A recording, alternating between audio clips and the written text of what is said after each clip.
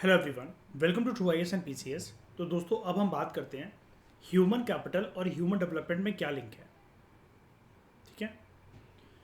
तो ये जो दो टर्म्स हैं ये एक जैसी देखने में सुनने में लगती हैं हमें, राइटर हमें ये बता रहा है, लेकिन इनके बीच में क्रिस्टल क्लियर एक डिफरेंस होता है जो कि हमें जानना चाहिए।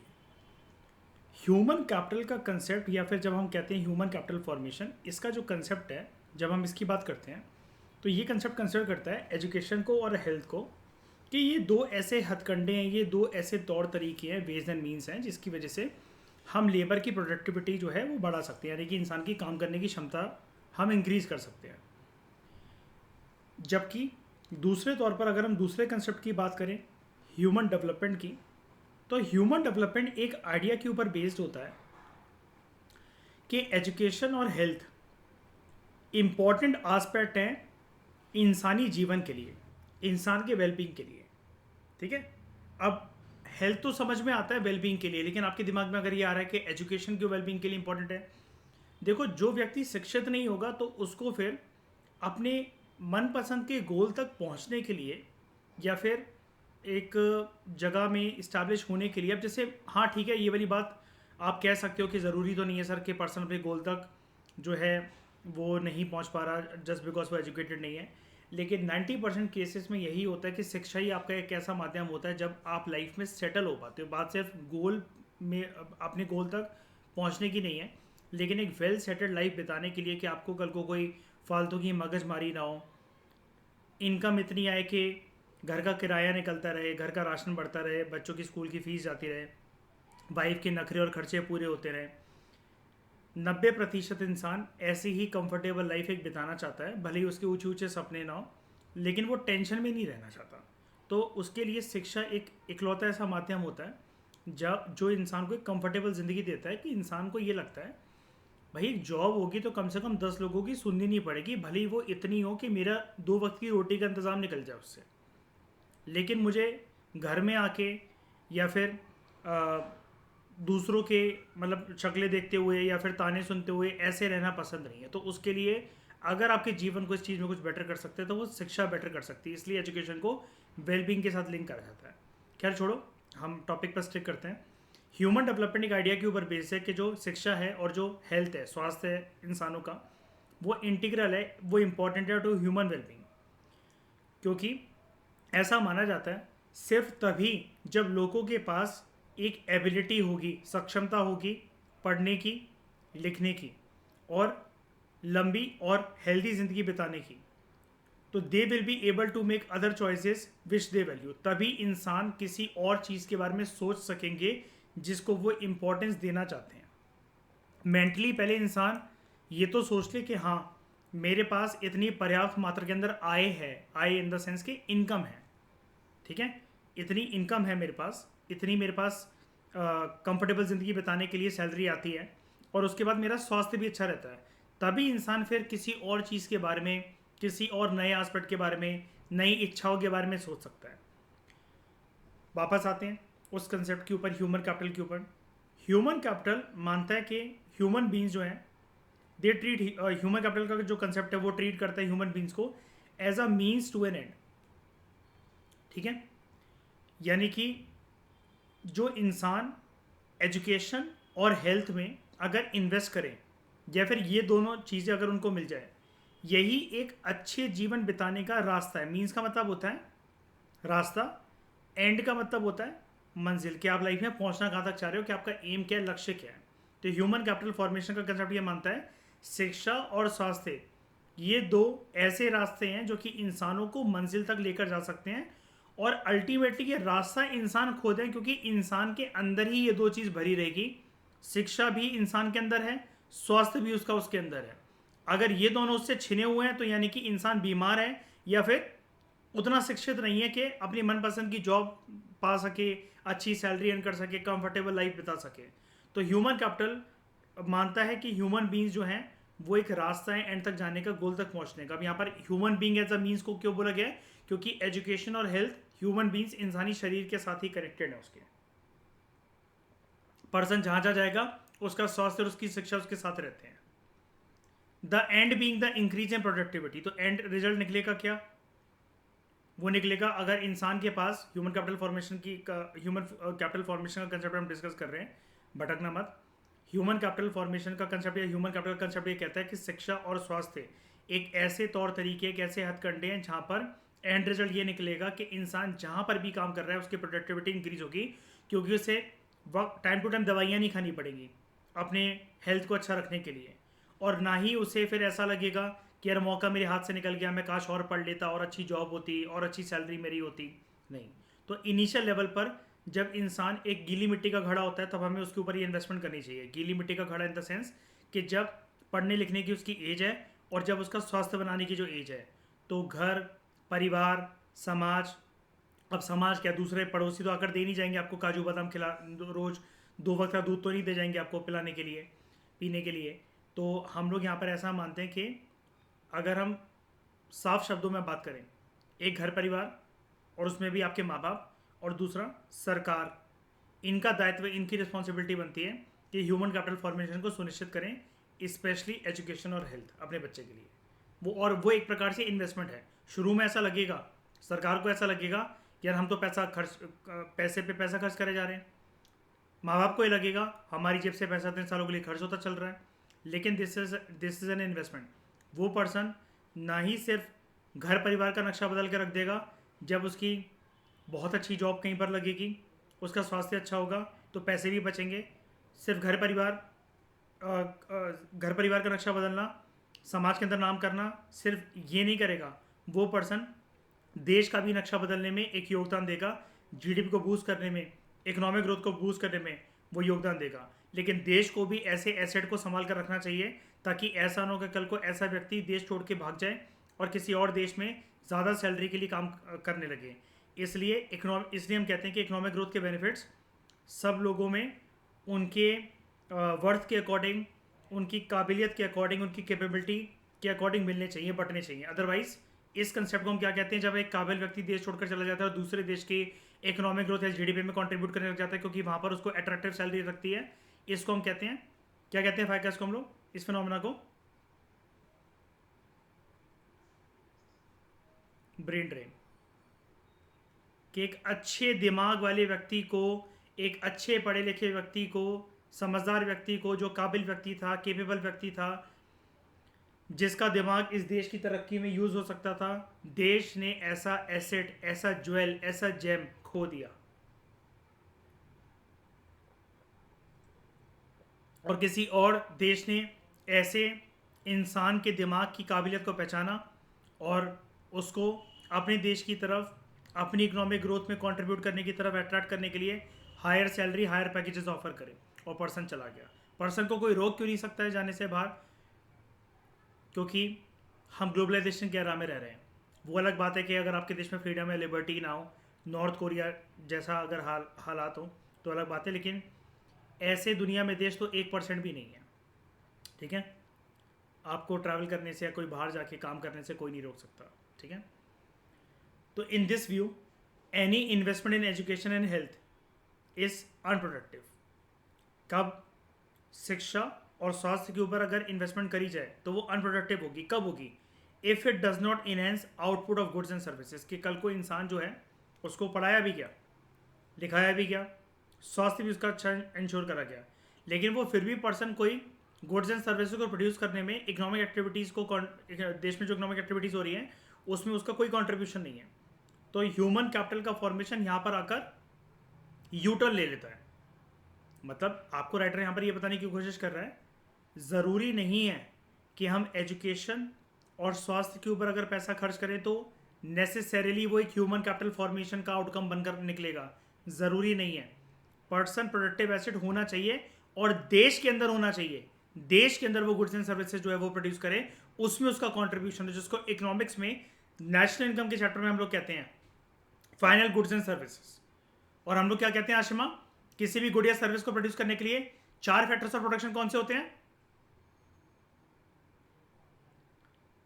Good, land, labour, capital, enterprise. और उनको बदले में क्या मिलता है उन गुड्स एंड सर्विस को प्रोड्यूस करने के लिए? Factor income. और 4 फैक्टर इनकम कौन सी होती है? 4 फैक्टर्स ऑफ प्रोडक्शन की। लैंड से क्या मिलता है? रेंट। लेबर को वेजेस। कैपिटल से इंटरेस्ट। और एंटरप्रेन्योर को प्रॉफिट। शाबाश, समझ गए। फायका, आशमा, इस चीज़ में, इस कंसेप्ट में कोई दिक्कत? गौरव आगे बढ़े।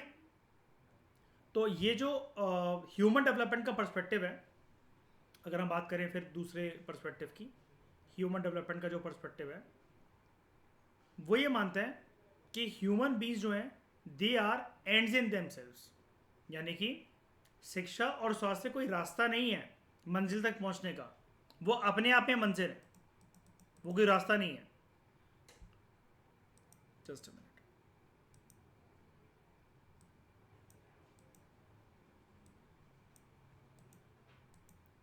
तो human welfare should be increase through investments in education and health, even if such investments do not result in higher labour productivity. Human development का कंसेप्ट क्या बोलता है? भले ही लेबर प्रोडक्टिविटी या एंड रिजल्ट ज़्यादा अच्छा ना हो, फिर भी एक देश की जिम्मेदारी ये बनती है, माँ बाप की जिम्मेदारी, घर परिवार की जिम्मेदारी ये बनती है कि अपने बच्चों के ऊपर, क्योंकि देखो मैं यहाँ पर पूरी जिम्मेदारी सरकार के मत्थे नहीं मर रहा हूँ, मैं इसलिए बार बार घर परिवार प्लस सरकार लेकर चल रहा हूँ। गवर्नमेंट एक हद तक ही इंश्योर कर सकती है गुड्स एंड सर्विसेज को देना, सॉरी गुड्स एंड सर्विसेज नहीं, ह्यूमन कैपिटल फॉर्मेशन को इंक्रीज करना, like education and health care वगैरह। ऊपर से मैं बार बार घर परिवार प्लस सरकार इसलिए भी बोल रहा हूँ क्योंकि हमारे देश की रिजीम सोशलिस्ट रिजीम या कम्युनिस्ट रिजीम नहीं है लाइक अर्सवाइल यूएसएसआर, हम मिक्स्ड इकोनॉमी मॉडल फॉलो करते हैं, ठीक है। तो यहाँ पर सरकार से आप ये उम्मीद कर सकते हो, सरकार करती भी आपकी उम्मीदों को पूरा कि हाँ वो आपको goods and services, basic necessities of life, standard living को इंश्योर करने के लिए बड़ी सारी स्कीम्स, योजनाएं वगैरह चलाती है, जिसके तहत वो आपको बहुत सारी चीज़ें देती है आपके ह्यूमन कैपिटल फॉर्मेशन के लिए, बहुत सारे प्रयास करती है सरकार। लेकिन इतने बड़ी आबादी वाले देश में और जहाँ पर हमारी मिक्स इकोनॉमी का मॉडल है, आप सब कुछ सरकार के मत्थे नहीं मार सकते हो। जो लोग अफोर्ड कर सकते हैं उनके घर परिवार और माँ बाप की जिम्मेदारी बनती है कि वो कंट्रीब्यूट करें ह्यूमन कैपिटल फॉर्मेशन के अंदर अपने बच्चे के लिए। तो ह्यूमन वेलफेयर, ह्यूमन डेवलपमेंट का कंसेप्ट ये मानते हैं कि ह्यूमन वेलफेयर इंक्रीज होता रहना चाहिए, इन्वेस्टमेंट होती रहनी चाहिए लगातार एजुकेशन और हेल्थ केयर में, भले ये इन्वेस्टमेंट एंड रिजल्ट ना दे कि लेबर प्रोडक्टिविटी बढ़ गई है। तो therefore basic education and basic health they are important in themselves irrespective of their contribution to labour productivity. Human development का कंसेप्ट ये मानता है, क्या फर्क पड़ता है कि ये ह्यूमन डेवलपमेंट का कंसेप्ट मानता है, ठीक है, मैं अपना ओपिनियन दे रहा हूँ।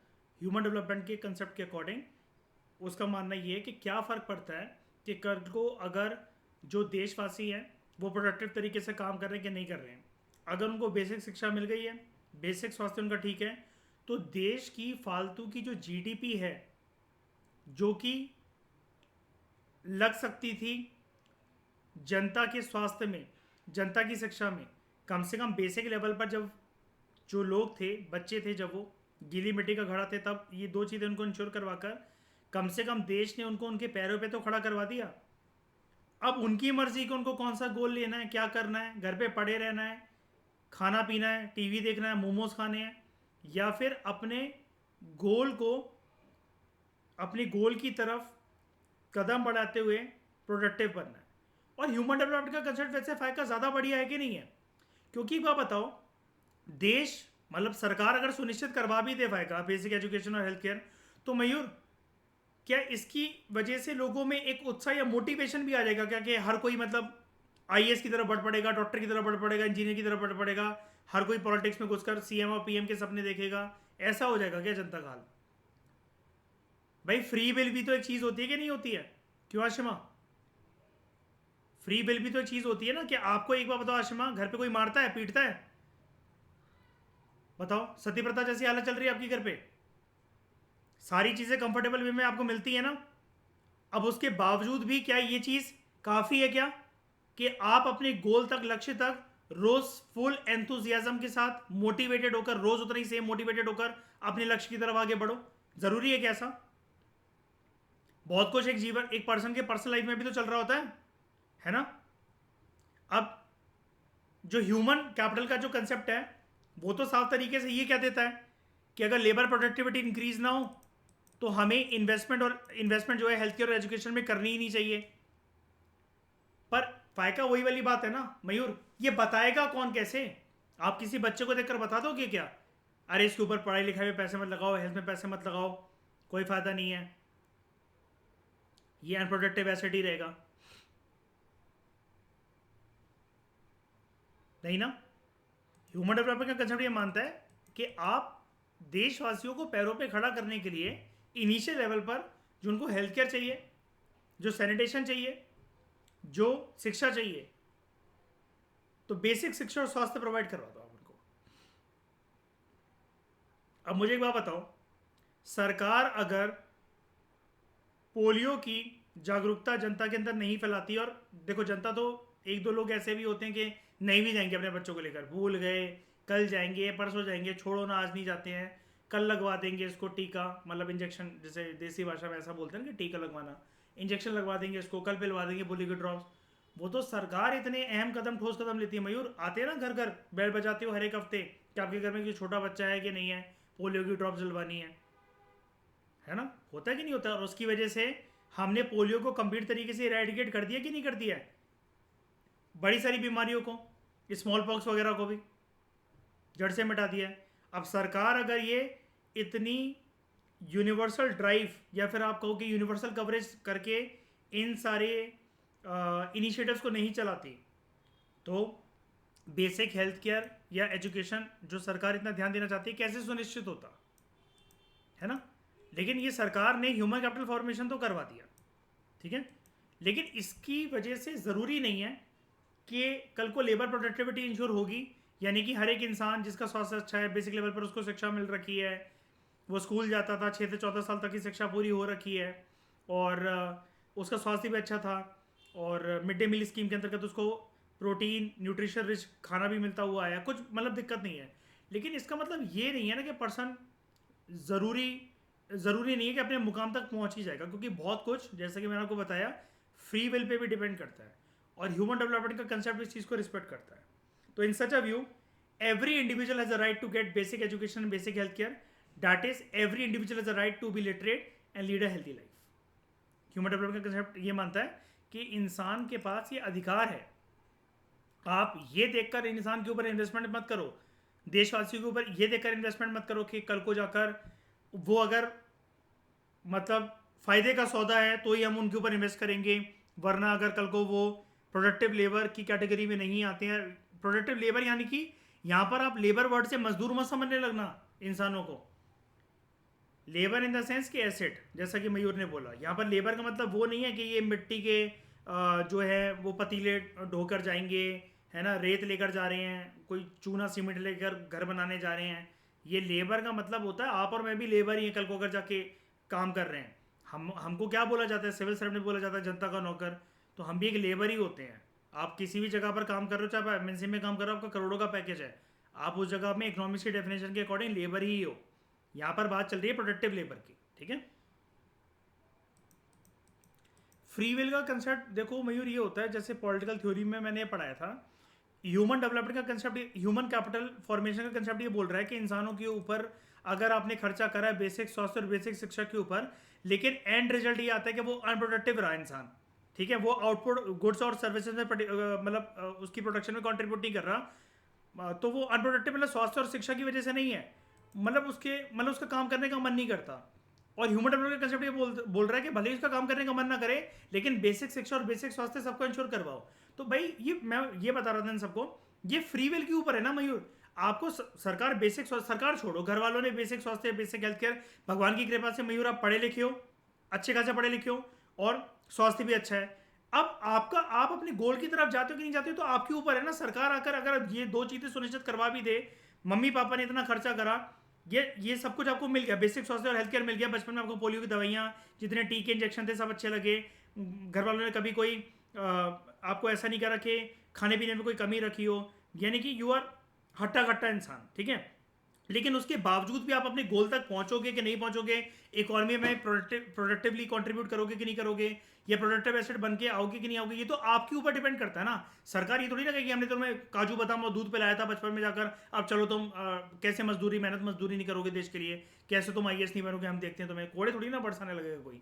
ये फ्री विल का कंसेप्ट होता है कि ये दो चीज़ें मिलने के बावजूद भी अब आपकी मर्जी है कि आप मोमोज खाते खाते गर्लफ्रेंड से बाबू सोना जादू टोना करते हुए पड़े रहो रूम के अंदर, या फिर आप हर चीज़ को अनब्लॉक करते हुए, सारे डिस्ट्रैक्शन को हटाते हुए आप अपने गोल की तरफ आईएएस एग्जाम की तैयारी करो।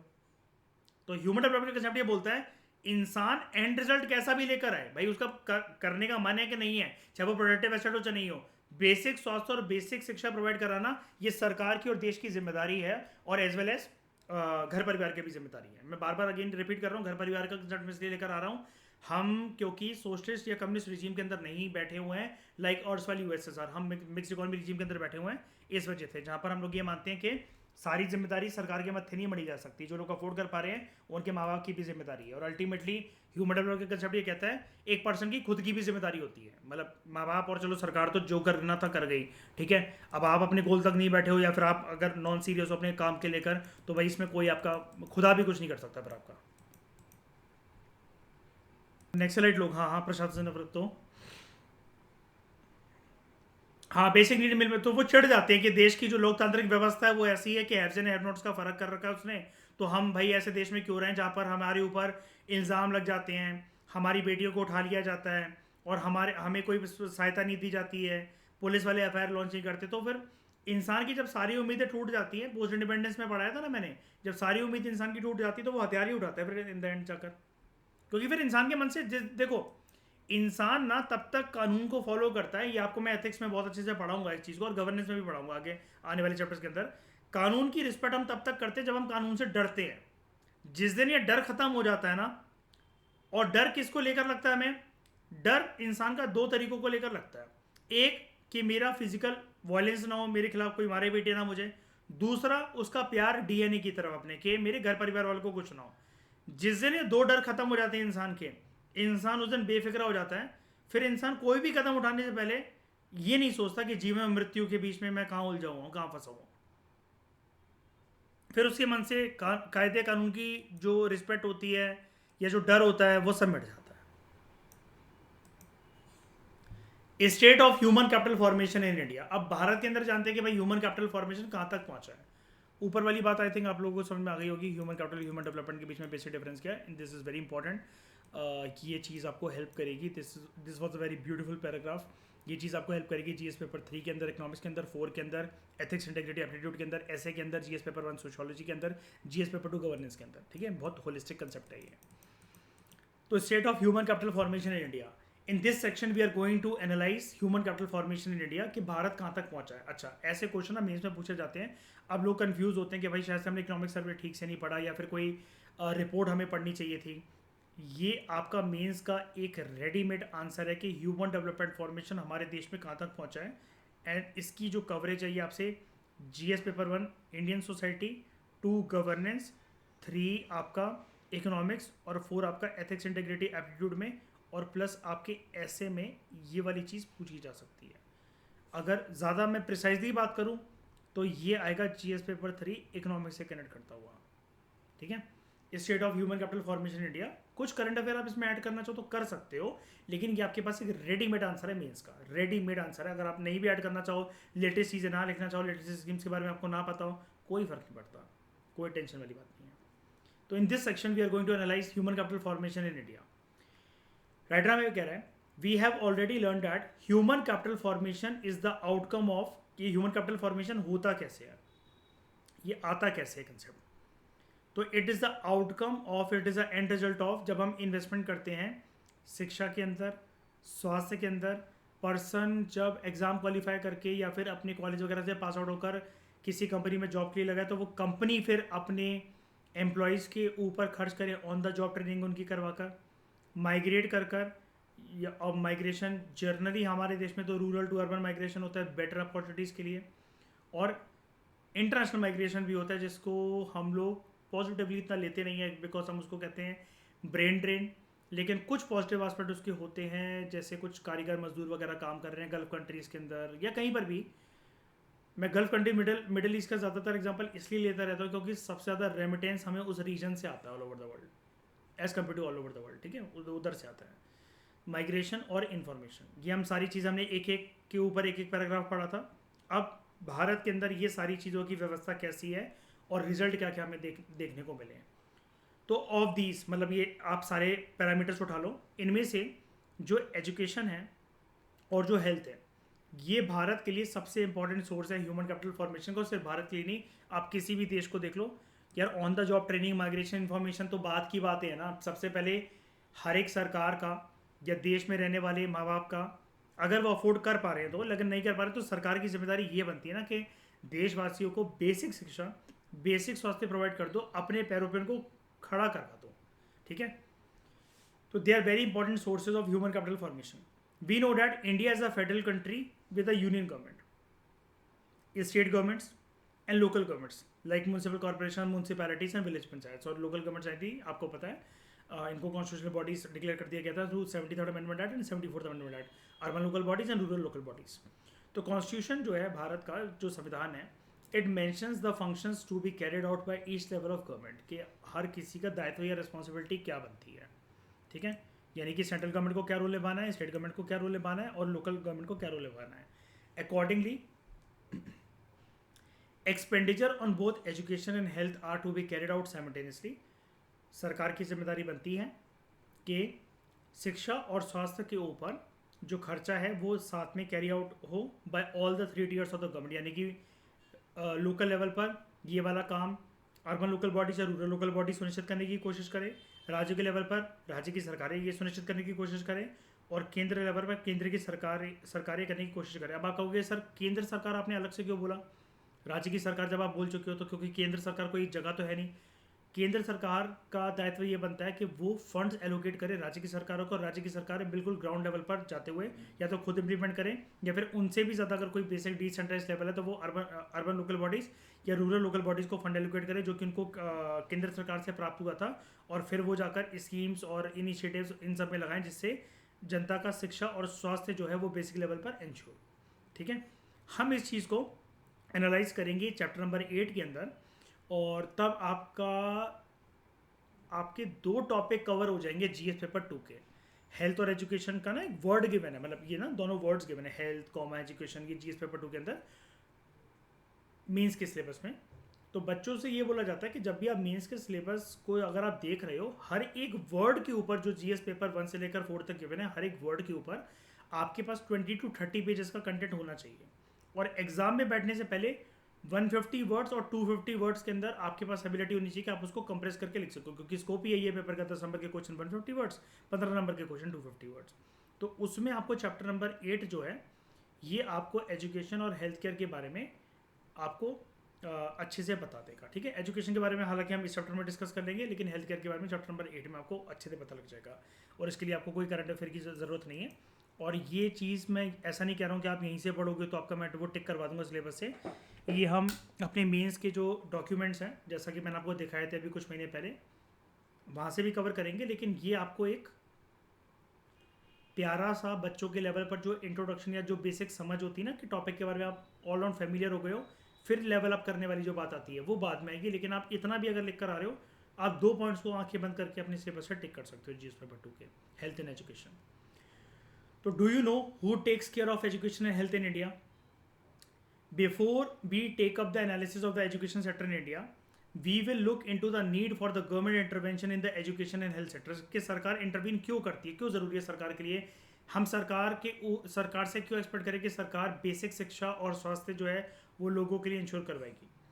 तो we do understand that education and health care services create both private and social benefits. Private benefits कैसे, पर्सन क्या कहते हैं, अगर शिक्षित रहेगा उसको कल को टेंशन नहीं है कि एक जॉब अगर मैं छोड़कर आ रहा हूँ या मेरे से चली गई है, मेरी शिक्षा ऐसी है, मेरे पास डिग्री ऐसी है कि मैं 10 जगह जाके अप्लाई करूँगा तो उतनी सैलरी भली ना मिले, लेकिन भाई रोटी वोटी का गुजारा आराम से होता रहेगा, भगवान की कृपा से कोई नहीं रोक सकता मुझे। अब शिक्षा है पर्सन के पास, लेकिन पर्सन, भगवान ना करे ऐसा किसी के साथ हो, लेकिन बीमार रहता है बहुत ज़्यादा, पर्सन को कुछ गंभीर बीमारी है, या उसको एक शॉर्ट टर्म या लॉन्ग टर्म की कोई डिसीज़ हो गई है, तो वो पर्सन पूरे दिन चिड़चिड़ा रहेगा, पर्सन उतना प्रोडक्टिविटी के साथ काम नहीं कर सकेगा, ट्रैवलिंग में पर्सन थकने लगेगा, या फिर लोग उससे दूर दूर भागने लगेंगे, तो वो और ज़्यादा चिड़चिड़ा हो जाएगा। तो इसलिए एजुकेशन और हेल्थ केयर आपके ऊपर प्राइवेट इम्पैक्ट और सोशल इम्पैक्ट दोनों डालते हैं, पर्सनल इम्पैक्ट और सोशल इम्पैक्ट दोनों डालते हैं। ठीक है, और सोशल बेनिफिट कैसे मिलेंगे, अगर पर्सन का चलो स्वास्थ्य भी अच्छा, डिग्री भी अच्छी, सब कुछ बढ़िया है, मतलब बेसिक शिक्षा भी उसके पास और वो सब भी है, हेल्थ भी अच्छी है, तो जो पर्सन है वो समाज के अंदर एक अपनी अच्छी सोशल स्टैंडिंग बना सकेगा। सोशल बेनिफिट जैसे कि एक पढ़ा लिखा व्यक्ति, एक शिक्षित व्यक्ति जिसकी अच्छी जॉब सैलरी हो, वो इकॉनमी में कंट्रीब्यूट करेगा, जिसका बेनिफिट इकॉनमी में घुमा फिरा कर सरकार जो है फिर दूसरे लोगों को देगी। क्योंकि ऐसा व्यक्ति जिसकी सैलरी बहुत ज़्यादा होगी, जिसका जो जो इनकम होगा, इनकम का जो स्तर होगा वो काफ़ी ज़्यादा होगा, तो ऐसा पर्सन टैक्स भरेगा, वो टैक्स सरकार के पास जाएगा। और ऐसे अगर बहुत सारे लोग, करोड़ों की आबादी में अगर लाखों लोग अगर ऐसे हो गए, तो ज़्यादा पैसा सरकार को मिलेगा, फिर सरकार ज़्यादा पैसे को खर्च करके जनता को राहत पहुंचा सकेगी, फ़ायदे पहुंचा सकेगी, जिससे गरीब जनता का out of the pocket expenditure कम होगा। और अल्टीमेटली, हालांकि काफ़ी दूर दराज की ये बात है, लेकिन अल्टीमेटली इससे ये एक रास्ता ज़रूर बनेगा कि जिससे अमीर और गरीब का गैप कम भी होने लगेगा। ठीक है, तो we do understand that education and health care services create both private and social benefits, and this is the reason for the existence of both private and public institutions in the education and health service markets. ठीक है, इसलिए हमारे देश में अगर आप शिक्षा की बात करो, चाहे हेल्थ की बात करो, प्राइवेट इंस्टीट्यूशंस भी हैं, ठीक है, और पब्लिक इंस्टीट्यूशंस भी हैं, जहाँ पर आपको सरकारी अस्पताल हैं, सरकारी स्कूल हैं, जहाँ पर सरकार आपको फ्री में सब कुछ प्रोवाइड कराएगी। और अगर आप उनकी फैसिलिटी से खुश नहीं हो, आपकी जेब में पैसा है, तो आप जाके प्राइवेट लोगों को भी अप्रोच कर सकते हो। इसका रियलिस्टिक एग्जांपल बता देता हूँ, ज़्यादा दूर नहीं जाते हैं। कोविड के टाइम पर मयूर, जिन लोगों को हड़बड़ाहट थी, आपको एक ऐप डाउनलोड करके एनरोल करके फ्री में कोविड की वैक्सीन लग रही थी, राइट, सरकार की तरफ से। जिन लोगों को हड़बड़ाहट थी, उन्होंने घर बुलाकर भी लगवा ली अपने आप को वैक्सीन, या फिर खुद चले गए क्लिनिक में 1000-1500 रुपये देकर, राइट। दोनों तरह के लोग थे।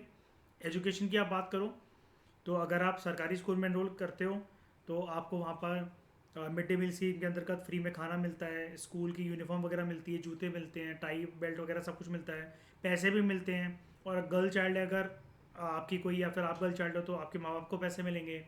ठीक है, लेकिन अगर आपको लगता है कि नहीं यार, वहाँ पर बैठने की व्यवस्था इतनी अच्छी नहीं है, हम चाहते हैं कि हम अपने बच्चों को इंग्लिश स्पीकिंग स्कूल में भेजें, कल को वो समाज के अंदर मतलब बेसिकली अपने स्टैंडर्ड्स को रेज कर सकें, तो अगर आपके पास पैसा है, आपके पास फैसिलिटी है, प्राइवेट इंस्टीट्यूशंस में लाइक डीपीएस जैसे स्कूलों में आप उनको भेज दो, स्प्रिंडल जैसे स्कूलों में आप उनको भेज दो, आपकी मर्जी।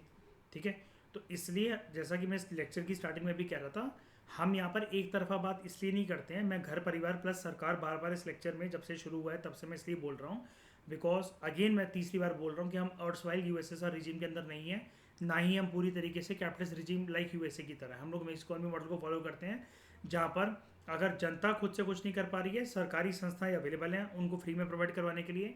अब उसके बहुत सारे पहलू होते हैं, वो अलग बात है। मैं जानता हूँ कि दिमाग में क्या आ रहा होगा कि सर आप कह तो दे रहे हो कि सरकारी जो इंस्टीट्यूशन है उसमें लाइक स्कूल है उसमें दाखिला करवाना इतना ईजी भी नहीं होता, या फिर हेल्थ बेनिफिट्स लेना, जैसे एम्स है वो सरकारी है, लेकिन बिना अप्रोच के वहाँ पर ना स्कूल में एडमिशन होगा, ना एम्स जैसे इंस्टीट्यूशन में बिना अप्रोच के इलाज होगा, किसी मंत्री नेता से किसी बड़े आदमी से फ़ोन वोन करवा के लगवाना पड़ेगा।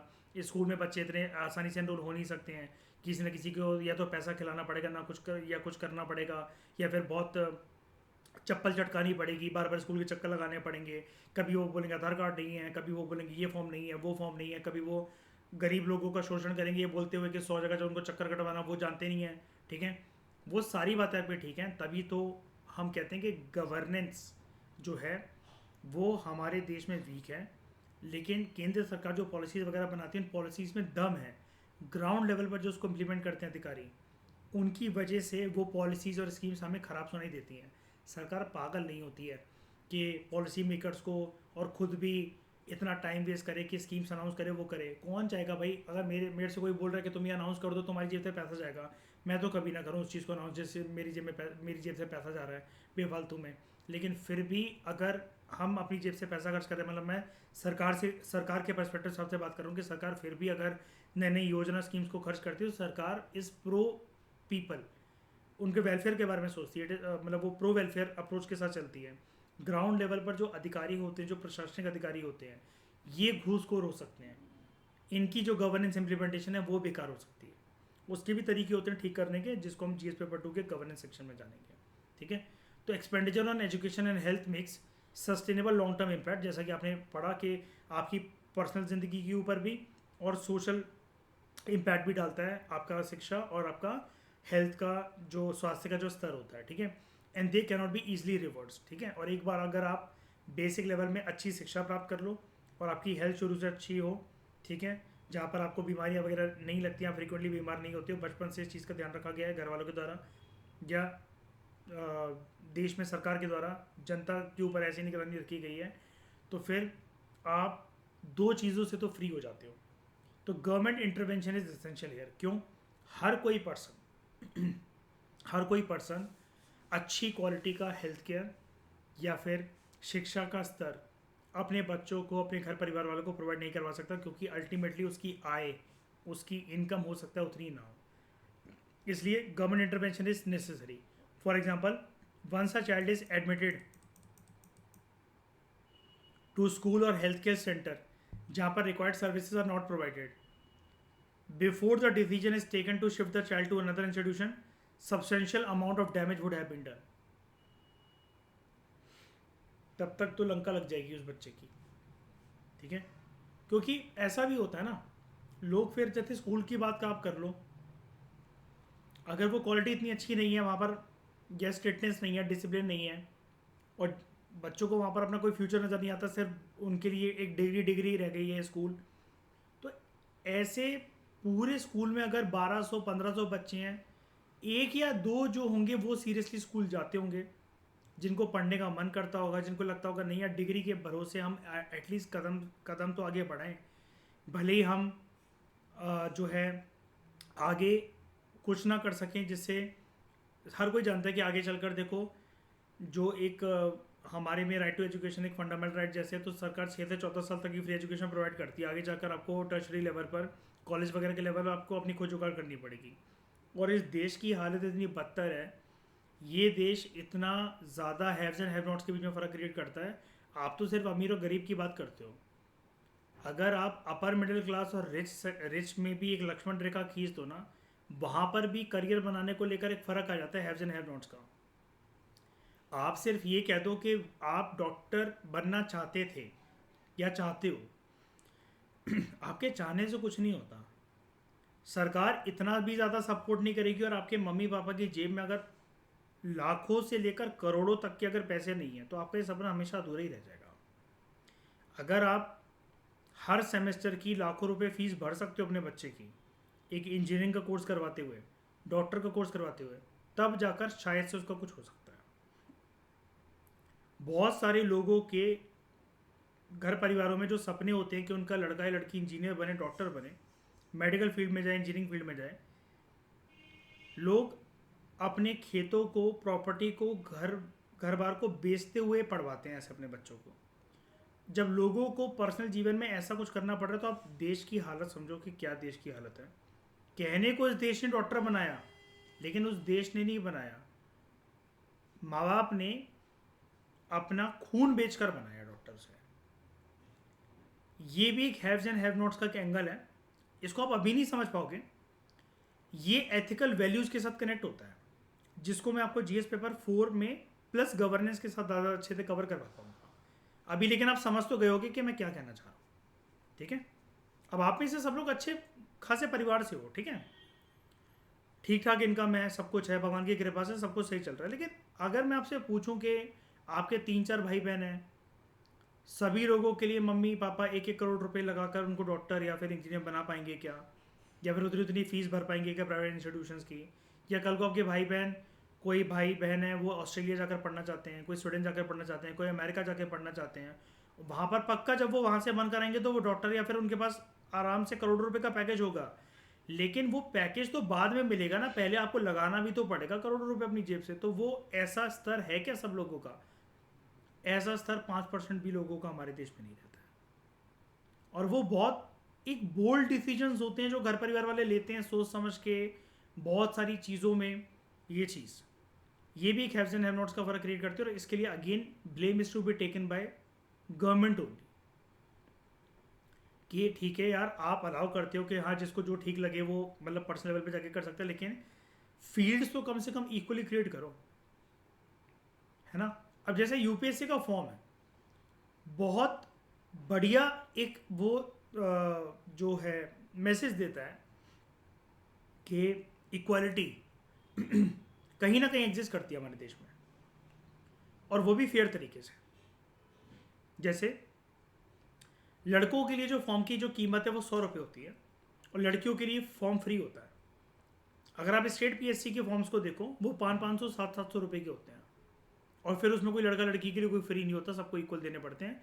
और इवन अगर आप मान लो कि आप एमपीपीएससी का फॉर्म भर रहे हो और आप एमपी के बाहर के किसी और राज्य से बिलोंग करते हो और आपको एमपी में एमपीपीएससी देना है तो आपके लिए फॉर्म और महंगा हो जाएगा।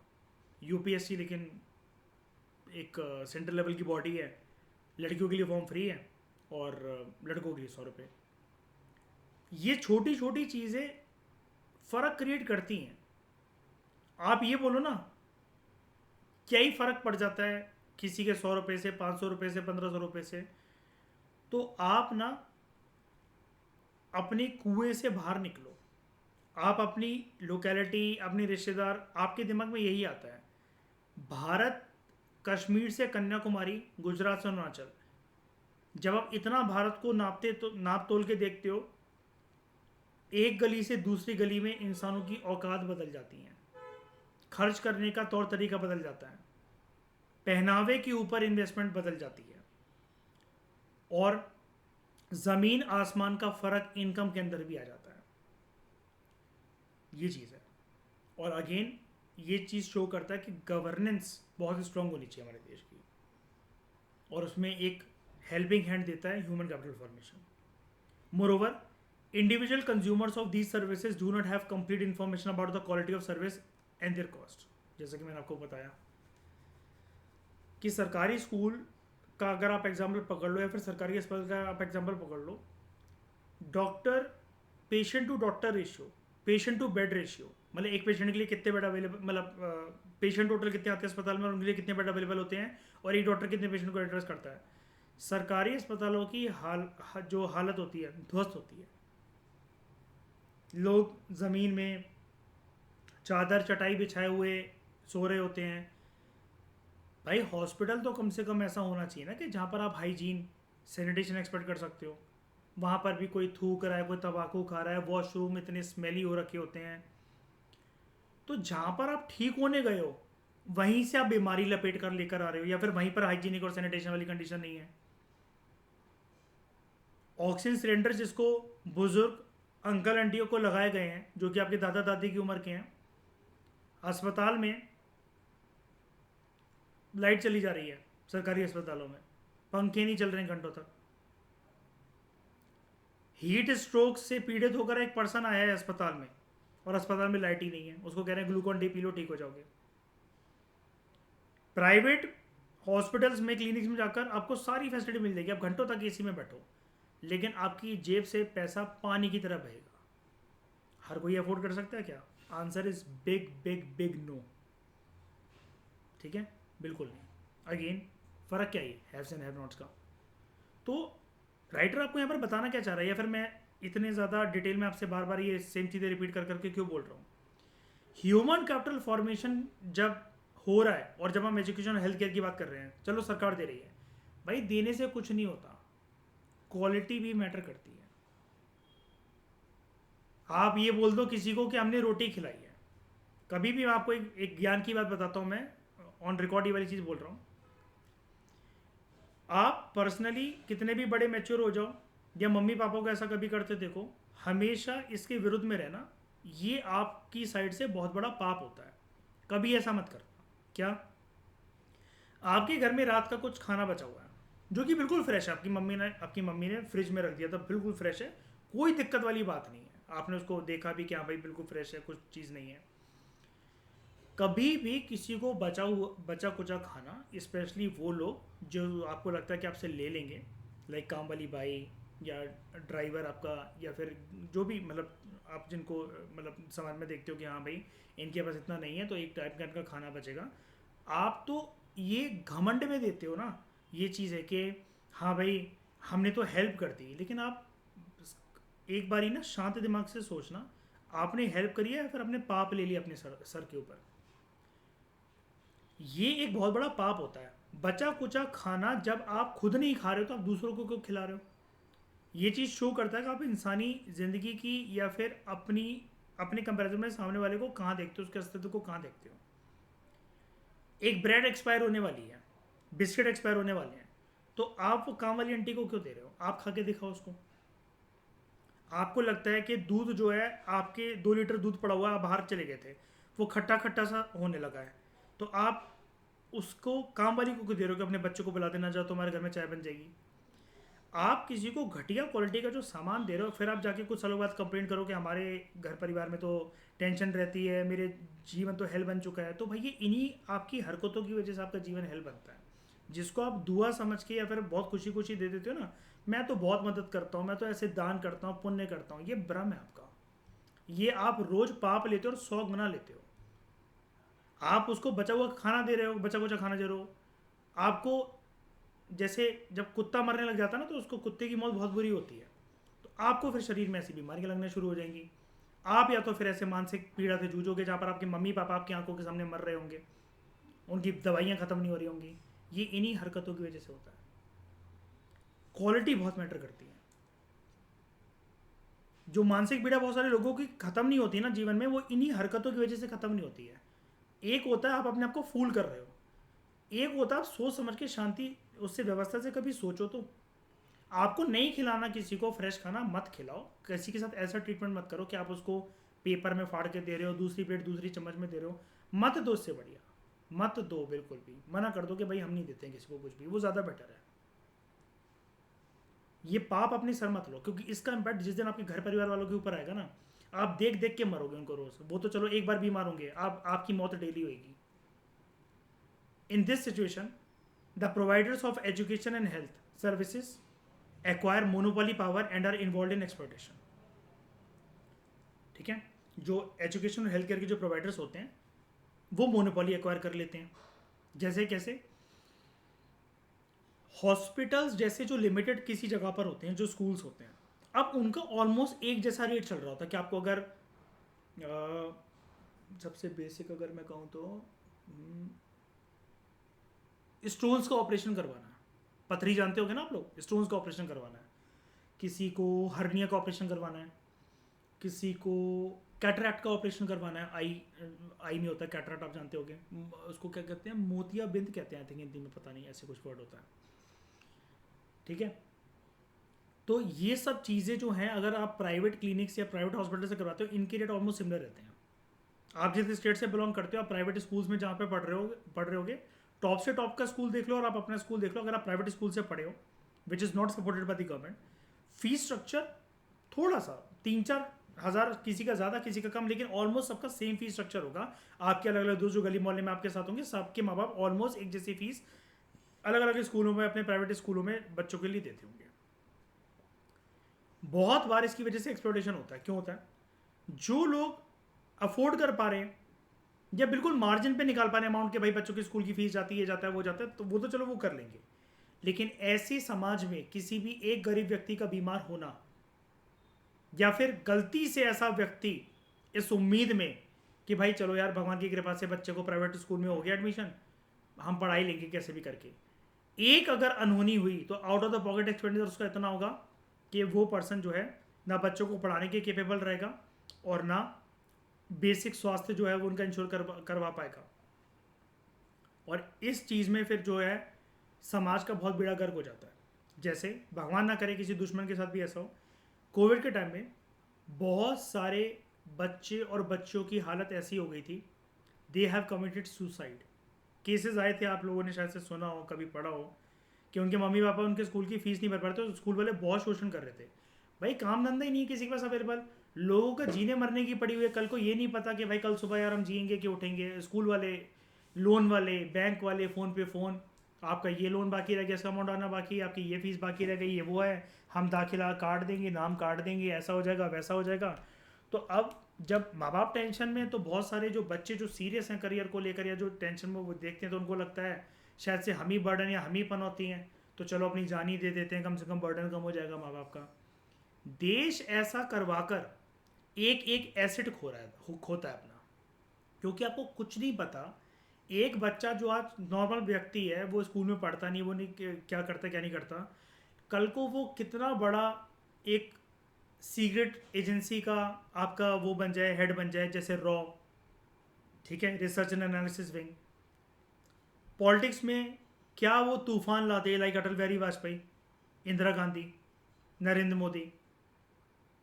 वो आईएएस ऑफिसर बन के करोड़ों लोगों को कितनी फैसिलिटीज़ देते।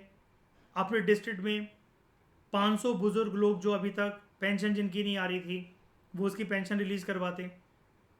सरकारी दफ्तरों का भी बर्डन कम होगा फाइलों का, और वो पर्सन दूसरों के चेहरों पे हंसी भी लेकर आएगा, और वो पर्सन एक उम्मीद की लहर बनेगा दूसरों के लिए कि सरकार बुरी नहीं होती है, सरकार करप्ट नहीं होती है। कुछ सरकारी अधिकारी सच में भगवान का रूप होते हैं, जो कि करोड़ों लोगों, लाखों लोगों के चेहरों पर हंसी लाते हैं। उनका घर परिवार चलवाने में जो सरकार से जुड़ा होता है, जो भी सर्विस वगैरह, वो उसको रिलीज़ करने में और करप्शन ना हो ये चीज़ सुनिश्चित करने में उनका बहुत अहम भूमिका होती है। तो लोगों का विश्वास सरकार पे आने लग जाता है ऐसे लोगों की वजह से। लेकिन जब देश ऐसे ऐसे इंसानों को खोता चलता है, तो वो हर एक सुसाइड के साथ जो देश करवा रहा होता है, वो एक प्रोडक्टिव एसेट खोता है अपना। The role of government in this situation is to ensure that private providers of these services adhere to the standards stipulated by the government and charge the correct price, जिसको हम लोग क्या कहते हैं,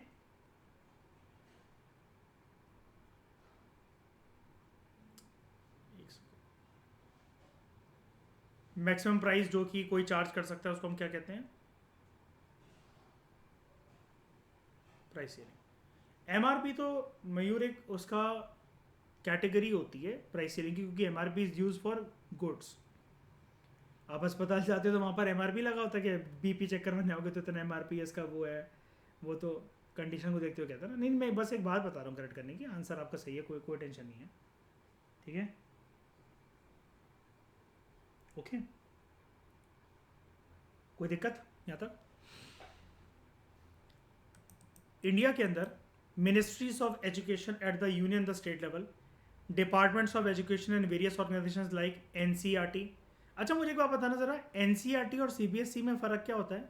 ये मुझसे ना ये वाला क्वेश्चन जब 12th क्लास में मेरे पास साइकोलॉजी थी तो उसकी एक्सटर्नल आई थी, वाइवा जैसे होता है ना, बाहर की एक्सटर्नल आती हैं वाइवा वगैरह लेने, उन्होंने मुझसे पूछ लिया था, मुझे लगा फाइल से क्वेश्चन पूछेंगे, ऐसे ही पूछ लिया था कि दीपांग बताओ एनसीईआरटी और सीबीएसई में क्या डिफरेंस होता है। तो मैंने ऐसी अंदाजे में बोला, उस टाइम पर घबरा गया था मैंने बोला मैम एनसीईआरटी एक ऐसा इंस्टीट्यूशन होता है जो कि एग्ज़ाम कंडक्ट करवाता है, सॉरी सीबीएसई एक ऐसा इंस्टीट्यूशन होता है जो कि एग्ज़ाम कंडक्ट करवाता है, वो मैनेज करता है कि पेपर कैसे बनने चाहिए, कैसे क्वेश्चन आएंगे, और एनसीईआरटी का काम होता है बुक्स वगैरह पब्लिश करने का, मटेरियल बांटने का। और वो तुक्के से मेरा सही हो गया और यही आंसर होता है इसका, ठीक है। तो क्या डिफरेंस है एनसीईआरटी और सीबीएसई में? हाँ, पब्लिशिंग हाउस है, बुक्स मटेरियल और ये सब पब्लिश करता है, और सीबीएसई गवर्निंग बॉडी है, ठीक है, एग्जामिनेशन वगैरह वो कंडक्ट करती है। फिर यूजीसी और सीबीएसई में क्या फ़र्क है? लेकिन ये किसको देखती है, कौन से स्तर के बच्चों को? यूनिवर्सिटी कॉलेजेस वगैरह को। और सीबीएसई कहाँ तक, सीबीएसई का दायरा कहाँ तक आता है? School level. And all India council of technical education, ये एआईसीईटी का दायरा कहाँ पर है? ये सारे स्ट्रीम्स के बच्चों के लिए होता है क्या? नहीं, देखो ना, technical education, medical and engineering field, ठीक है। It facilitates institutions which come under the education sector. तो similarly ministries of health at the union the state level, departments of health and various organisation like national medical commission and Indian council for medical research, they facilitate institutions which come under the health sector. यानी कि ये एक overseeing authority या body बन जाते हैं, ठीक है। लेकिन आप जानते हो कि ग्राउंड लेवल पे चीज़ें बहुत एक अलग स्तर के साथ वर्क करती हैं। सीबीएसई एफिलिएटेड जो स्कूल्स हैं, अब मान लो चाहे वो प्राइवेट है चाहे वो पब्लिक है, लेकिन कहीं कहीं पर शिक्षा का स्तर बहुत ही पुअर होता है। अब जैसे एक बात बताना आशिमा, ऑन रिकॉर्ड में आपसे ये वाली चीज़ पूछ रहा हूँ, जनकपुरी का एक भी स्कूल आपको ऐसा लगता है जहाँ से आप और मैं भी पास आउट हैं, या जो भी, आज हम यूपीएससी की तैयारी कर रहे हैं आशिमा, ठीक है, हमें अपने ऊपर गर्व होना चाहिए, लेकिन आपको एक भी स्कूल ऐसा लगता है आशिमा जनकपुरी का जहाँ पर कल को अगर अपने बच्चे हैं तो अपन भेजेंगे उनको, या भेजने लायक हैं वो स्कूल, या पढ़ाने लायक हैं, है ना? आशिमा ने इतनी गालियाँ सीखी तो बच्चे कितनी सीखेंगे, क्यों आशिमा? आशिमा इतनी बिगड़ी है तो बच्चे तो किस उम्र में बिगड़ जाएंगे, क्यों आशिमा? है ना। तो in a developing country like India with a large section of the population living below the poverty line, many people cannot afford to access basic education and healthcare facilities. अब लोग मजबूर होते हैं, अगर वो भेजना चाहें भी, जैसे गरीब परिवार के बच्चे वगैरह अपने बच्चों को स्कूल वगैरह, तो वो मजबूर हैं कि वो बेसिक शिक्षा और स्वास्थ्य अपने बच्चों को प्रोवाइड नहीं करवा सकते बिकॉज, और ओनली रीज़न है इनकम, ठीक है। तो उनके लिए बसता है सरकारी सहायता। Moreover a substantial section of India's population cannot afford to reach super speciality health care and higher education. Mayur, super speciality hospitals कौन से होते हैं? जहाँ पर ऑपरेशन भी हो जाता है, राइट। आईसीयू की फैसिलिटी होती है और ऑपरेशन वगैरह भी हो जाता है, बेड लगे होते हैं जैसे, है ना, नॉर्मल क्लिनिक नहीं है। यस। और हायर एजुकेशन, अब वो अफोर्ड नहीं कर सकते, ना ही पहुंचा सकते, ना इस चीज़ का सपना देख सकते हैं, ठीक है। Further more, when basic education and healthcare is considered as a right of the citizens, then it is essential that government should provide education and health services free of cost for the deserving citizens and those from socially oppressed classes. अब फर्क देखो कितना होता है।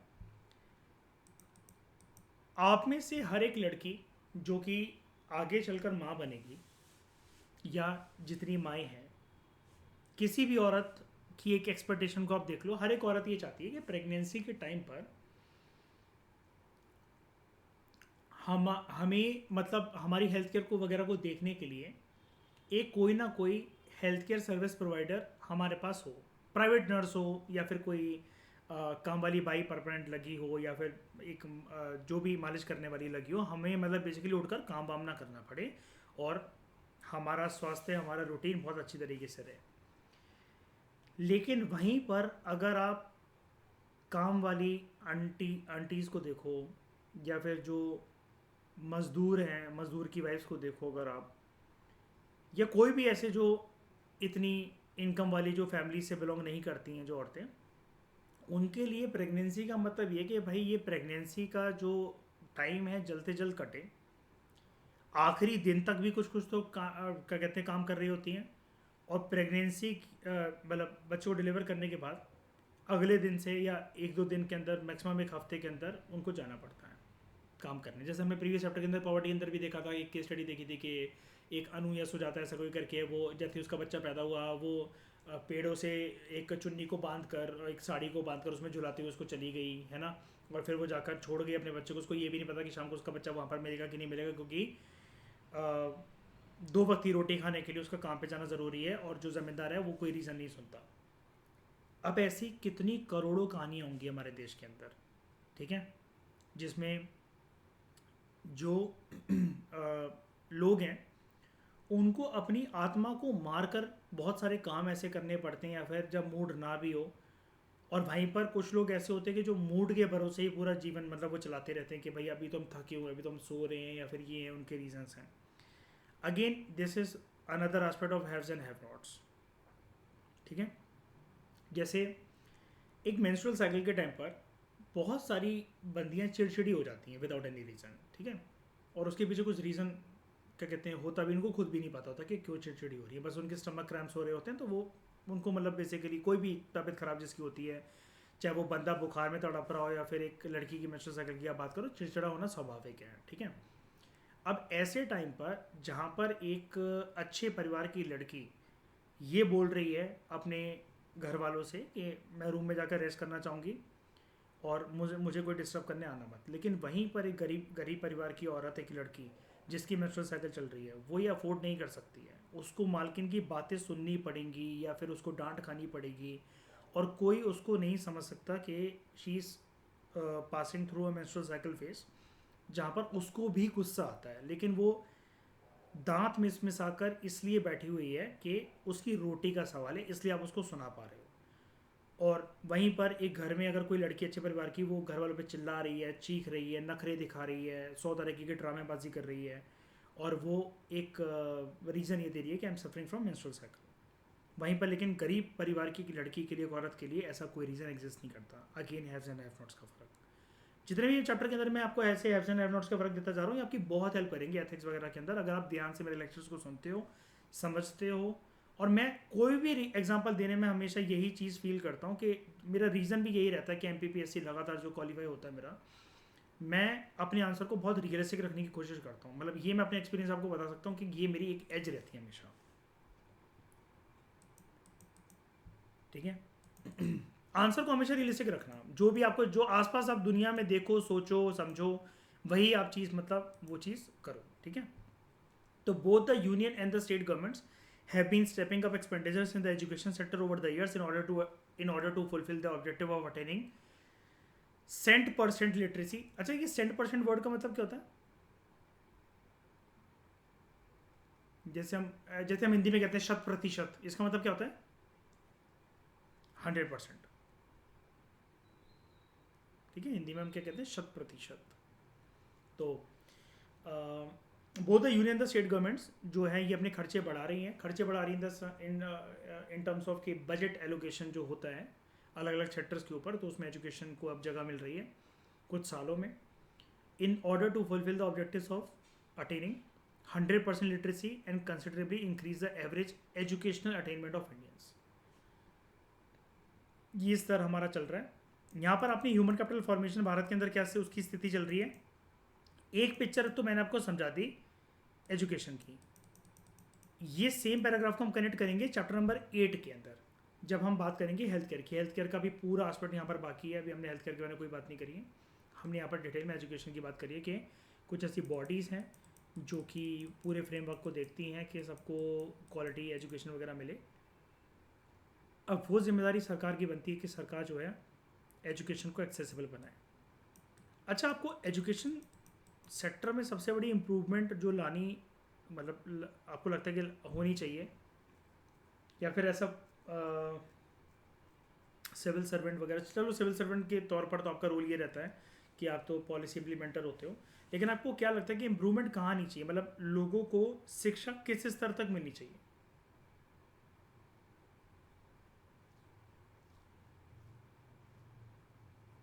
बताओ। देखो, skill development तो हो आशमा, लेकिन आशमा पता है स्किल डेवलपमेंट के साथ साथ ये बहुत ज़रूरी है कि हम उनको ना, जो जैसे फ्री एजुकेशन हम दे रहे हैं 6 to 14 ईयर्स, भाई ये ना एक ऐसी चीज़ हो गई कि आशमा मैं आपको दूर से ना सपना दिखा रहा हूँ, और जब पास आए तो मतलब मैंने आपको कहा मैं तो मजाक कर रहा था। ठीक है, टर्शरी एजुकेशन तक।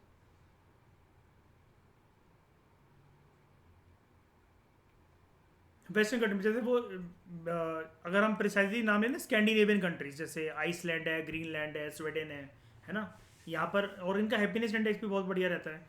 आप एक बार बताओ, मुझे एक बार बताना, हम लोग 14 साल के जब होते हैं कौन सी क्लास में होते होंगे?